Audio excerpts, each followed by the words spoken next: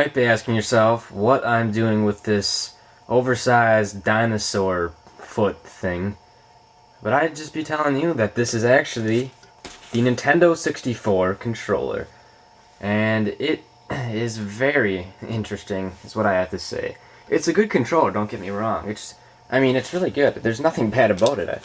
It's really weird because it's got three handles to hold, which is really no other controller's ever done that before.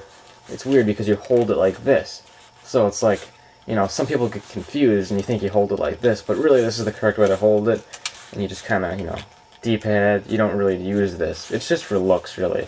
And it is a pretty good looking controller. It's interesting, and that's what makes the controller. You got a nice analog stick here, A, B, and then the C button, start, D-pad, LR, and my favorite button, the Z button. It's a really nice button. It's almost like shooting a gun, but it's, attached on a controller, so it's kind of like 2-in-1. It's just really nice for shooting games, because you just kind of, it's a perfect spot for your finger like that, and you just shoot, and it's really fun. Makes games like GoldenEye really fun to play.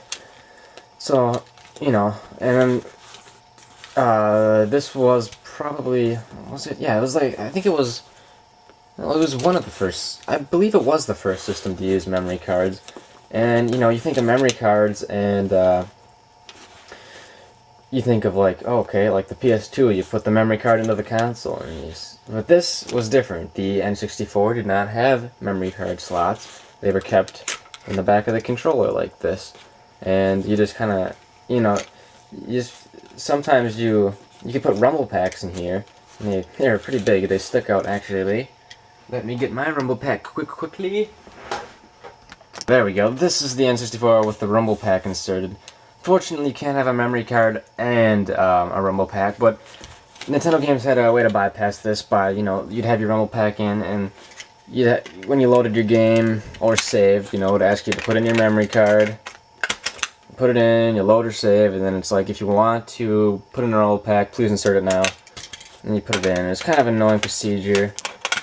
And the rumble pack wasn't really all that great because it requires two AAA batteries, or actually two AA batteries, and it just sticks out, so it doesn't actually really seem to vibrate the controller that well because it sticks out so much. It kind of just vibrates right here, and it's really top heavy and kind of just falls this way, so it's not the best rumble pack. It's not really worth it, but obviously if you're gonna get all the accessories for your controller, it's a nice thing to have.